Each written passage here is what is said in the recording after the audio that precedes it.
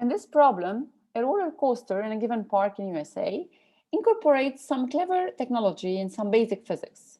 So in this park, the vertical loops, instead of being circular, they have the shape of a teardrop, as you can see in this figure here. And here I've just drawn it by hand. So it's like a tear, which is dropping. The cars ride on the inside of the loop, as you can see in the figure. So as you can see, here's the car, and it's riding inside this loop. And the speeds are just high enough to ensure that the cars remain on the track. And they are in contact with the track. So the biggest loop, as you can see in here, it has a height of 40 meters with a maximum speed at the bottom, which is equal to 31 meters per second. Now, suppose that the speed at the top is 13 meters per second, and the corresponding centripetal acceleration on the top is equal to 2g, where g is the gravity acceleration. The first question, what is the radius of the arc of the teardrop at the top? So we know that at the top, the first part, we know that at the top, let's call this point T. We know that the speed at the top is equal to 13 meters per second. And we know that the acceleration at the top, which is the centripetal acceleration, AC at the top, is equal to 2 times g. The question is how much the radius of curvature at the top.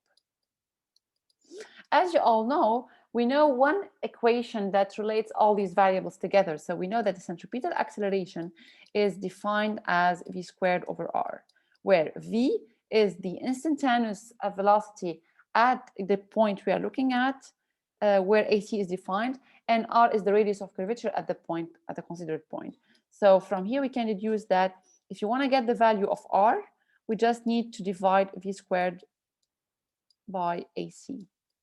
And so if you consider the point at the point T, we just have to take all these values at the point T. So we end up with RT equals, so v squared is 13 meters per second squared divided by 2 times the gravity acceleration, which is 9.8.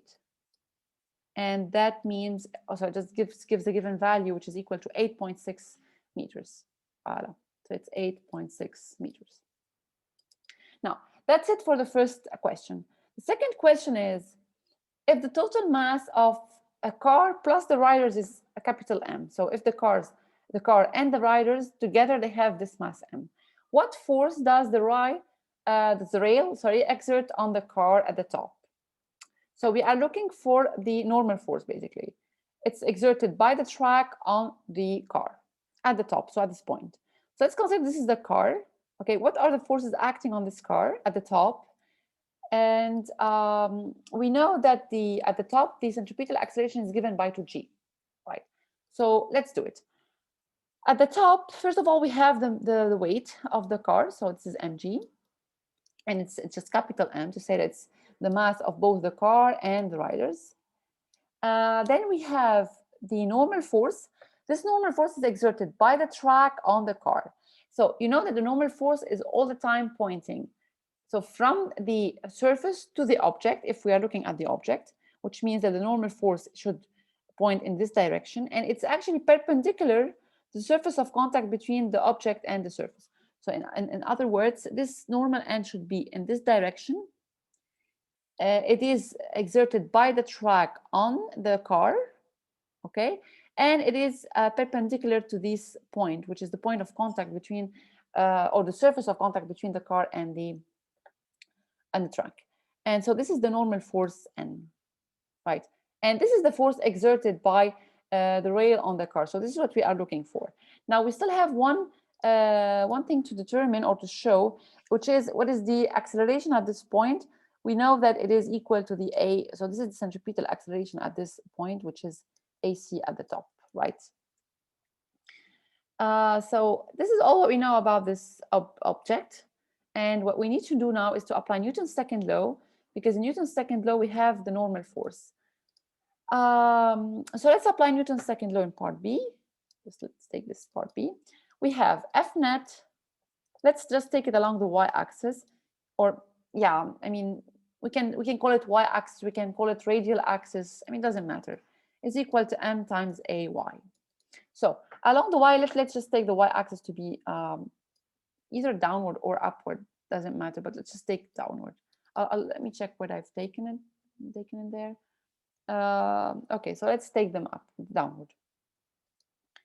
So we end up with, so actually all these vectors, they are pointing downward.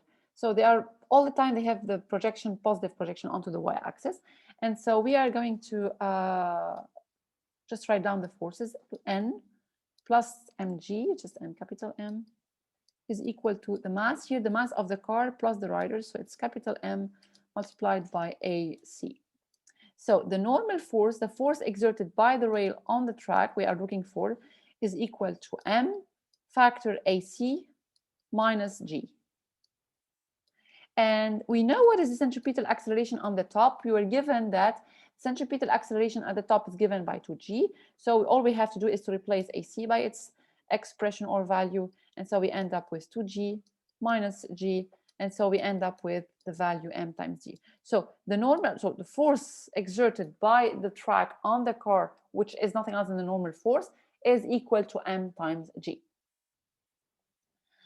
So that's it for this part. We continue with the last part. Now, suppose the roller coaster had a circular loop. Instead of having this tear shape, we have a circular loop, very simply.